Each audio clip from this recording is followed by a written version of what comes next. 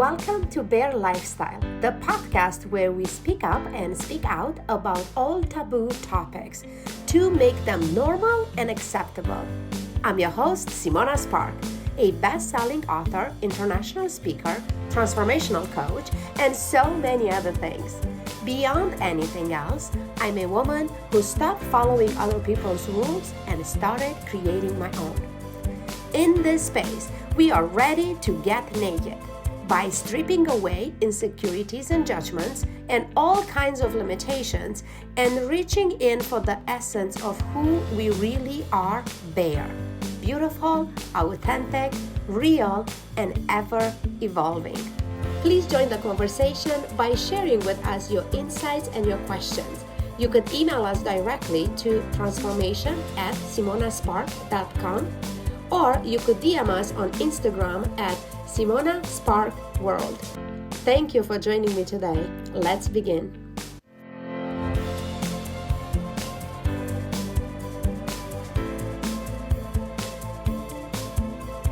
Hey. Welcome to Bear Lifestyle. I am celebrating you, and I'm celebrating myself and everyone who watches and listens.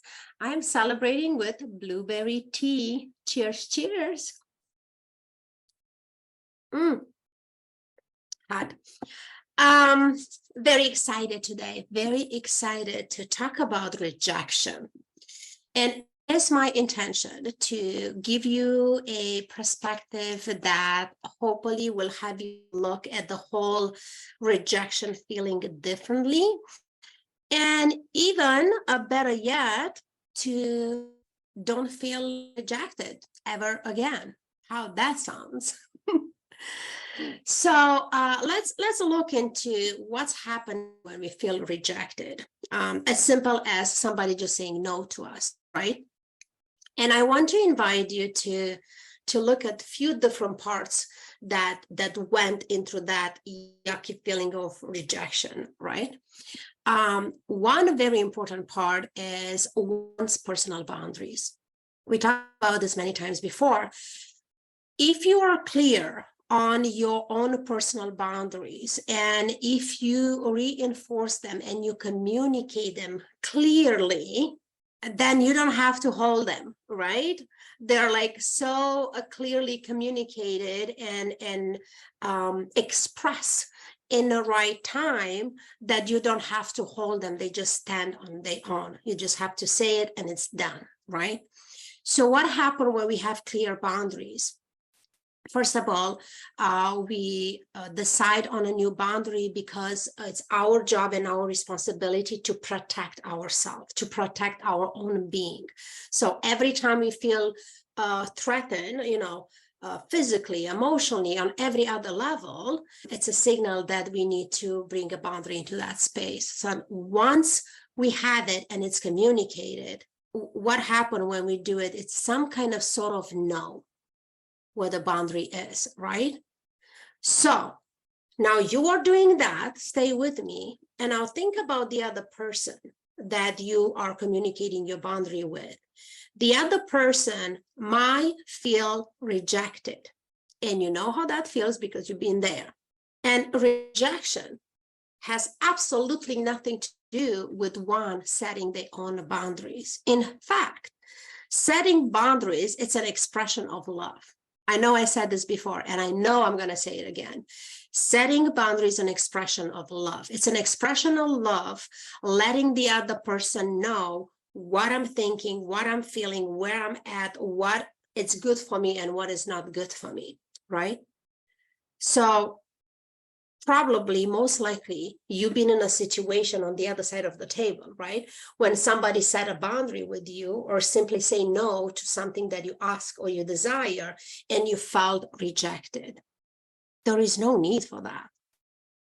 I want to invite you to tune into gratitude instead of rejection, to tune into, I admire this person for knowing what they want and what they need, and what I ask for, it's not it. So this is the reason why I got no. Has nothing to do with me. So think about it. The only reason you feel rejected is because you made it about you, and it's not about you. It's about the other person needs and wants and desires that do not align for what you ask for. So let me say that one more time. The only reason you are feeling rejected is because you're making it about you, and it's not about you. So then how can we not make it about us? Well, once again, it's coming down to self-care and self-love. And it's coming down to whatever inner work you need to do to dig deep inwards to uncover, discover, heal, adjust, move, shift, and release whatever insecurities you have. I said it in a previous episode. When people come at us with negativity, it only could reach you if you already having that inner conversation with yourself. So all they do, they're joining a conversation that you're already having with yourself, right? But if I'm over here knowing who I am and what I want, and the other person does nothing else but just letting me know where they are and what they want, it's not about me. They simply tell me where they are. And just because those things are not the same, there is no reason to be feeling rejected. I'm not going to let somebody's no make me feel less about myself, will not jeopardize my worth, is not make me feel less beautiful or less amazing or less of anything for that matter. Because you know what? The other way goes the same too. Think about when you say no to somebody, all you are doing is you expressing where you are and what you want. So it makes you think, right? Like, why do they feel rejected? Well, because they make it about themselves. The best example here is when people, I absolutely hate that expression. And I don't use hate often, but I'm using it in this instant. When people said, and I have that in different relationships, they say, oh, I didn't tell you because I didn't want to hurt your feelings. I swear to God. That is the best way that you could offend someone, because I understand that it's coming from a place of, oh, I care about this person and I don't want them to feel bad. But in the same time, what you are saying is that the other person are not able and capable to handle their own emotions. Do you hear this? When you say, I don't want to hurt your feelings, you also saying, I don't trust you that you are able to handle and manage your feelings. And that's pretty damn offensive, because I am in charge of my feelings. I am in charge of my well-being. So you could be over there and talk trash about me. It's not going to hurt my feelings. All that is going to do, I'm going to look at you and I say, you know, there's a lot going on there that they need to work on, because all the negativity and judgment are coming from a place of pain, right? There is that expression, hurt people, hurt people. Well, yeah, makes perfect sense. If that's your energy, most of your energy, it's about pain and judgment, and it's a lot of insecurities that you didn't work through. Well, that's the energy that you are in. Those are the words that is going to come out of your mouth. Those are the judgment that you're going to place on others and on the world, right? From where you are. You can't speak from a place that you are not. You always speak from where you are. So I know this has been a long rant, but let's try to structure it a little bit. So first thing first, I do want to invite you self-care, self-love, essential, fundamental to figure out who you are, what you like, what you don't like, really clarifying for yourself, right? When you have all those things in place, you will have easier time to, first of all, notice what are the circumstances where a new boundary is required. And second, it will be easier to identify the boundary that you need, right? Regardless if it's about your time, your space, your body, your emotions, like boundaries on every level, right? Once you have your boundaries and it's like in fully alignment with who you are, and they are your guardians of your well-being, you will have no problem of communicating them. And then when you do, and you identify the other person feeling rejected, that could be opportunity to help the other person and make them understand that your boundaries, you choose them to be there to protect your own being. They are not there to hurt other people. So, ladies and gentlemen, it's valid for everyone, right? But I want to talk with the ladies as I am a woman. I want to drag your attention to, especially to the dating space. You know, is he calling me back? Is it doesn't call me back? Are we gonna see each other again? And whatever the situation might be. Don't allow not getting an answer to your text, or having the man saying no to meet you, or whatever the situation, or ghosting you, right? There is those too. Don't let that make you feel rejected. If anything, be happy for it. Be happy for it that it's not going on and on and on with somebody that actually doesn't want to be with you, you know? Because if somebody want to be with you and really like you, they're going to make the time and they're going to make the space. And I know it might sound like, yeah, but you know, he did ghost me and it did hurt. Well, first of all, rewind this and go back into why do you feel hurt and why you feel your emotions are hurt. And second, think about the other way around. Would you like a guy to keep bugging you and texting you after you say no? Don't you feel empowered? Don't you want to have the power to say no to what you don't want and you don't like? Guess what? They have the same right too. And come on now, we are adults. If anything, if somebody say no to me, honest God, there's two things that are happening. The first thing that I feel, I admire that they took a stand for themselves. And you know what? No explanations are required. Boundaries does not require any explanation. Why I have it, why did I choose it? Like, no, it's my boundary. I'm telling you what it is, and that's the end of it. So when somebody say no to me, first of all, I admire the fact that they know what they want, they know their preferences, and what they want and what they desire does not align with what I want and what I desire, and that's okay. So first of all, good for you for saying no to what you do not want. And second, I do not want to be with somebody that's faking it. I don't want to spend my time, my space, my energy with somebody that doesn't want to be there, but they have no boundaries. And they couldn't tell me they don't want to be there, so they force themselves into being there, but they don't want to be there. Do you see what I'm saying? So probably, most likely, a easier way to start into this work, if you are someone who's dealing with rejections and have your feeling hurts when people say no to you, a good easy way to start this work that I see it is to try to be in the other person's shoes. I hate that expression, but I don't have anything more clever than that at this point, right? And think about, how would I feel if I'll be in a situation where somebody asks to do something that I don't want to do? I will say no. So then, am I taking responsibility for them feeling rejected? No.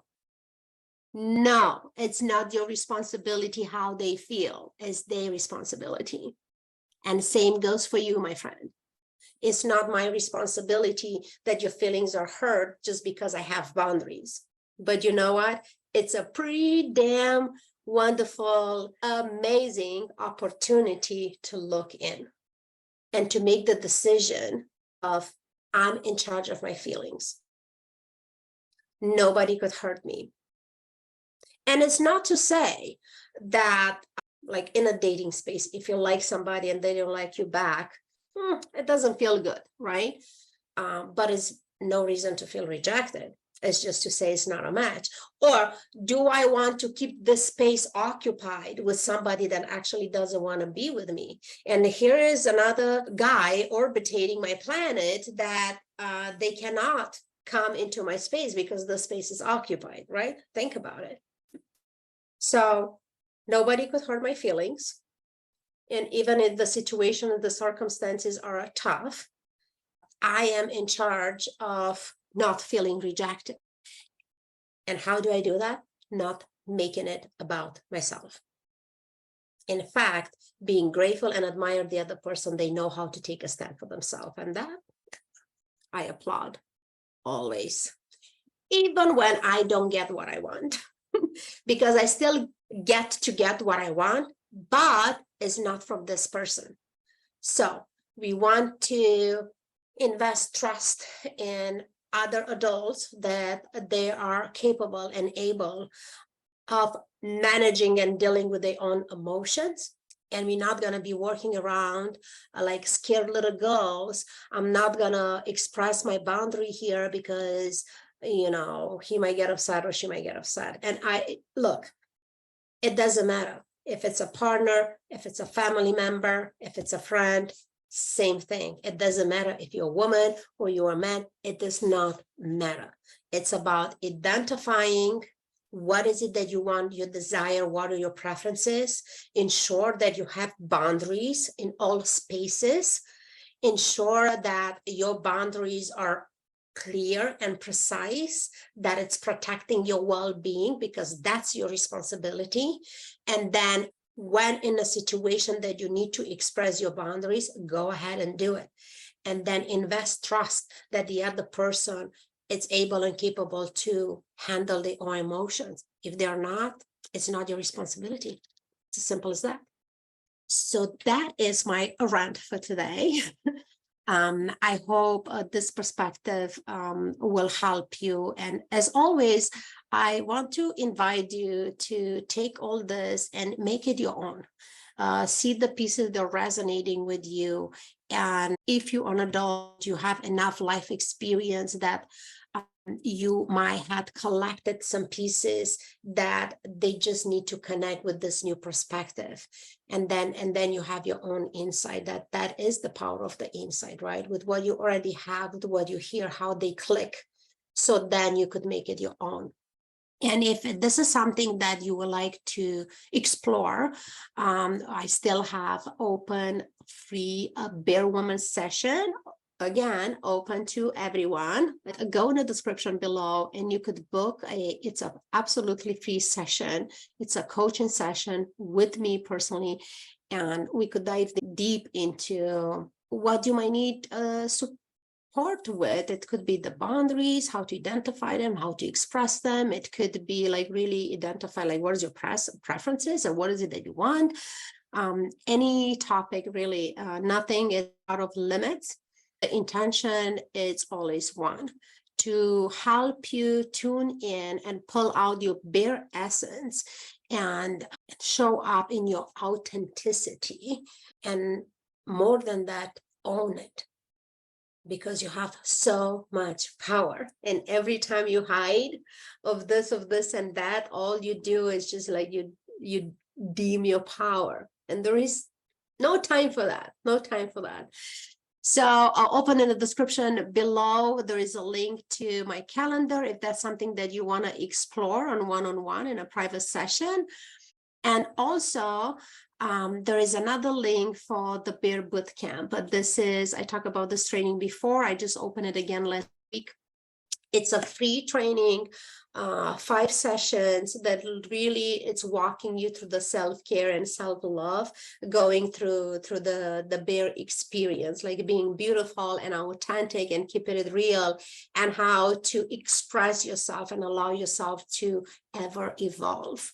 That program also have a workbook attached to it, which I'm very proud of, because that will allow you to have a personalized experience, as long as you are being honest in your answer. So just follow the sessions, answer to the questions, And once you're in a program, you have lifetime access to it. So, and I do encourage people, if you take this course now and see what is it that you get from it now, and get your insights and start implementing and integrating all the concepts.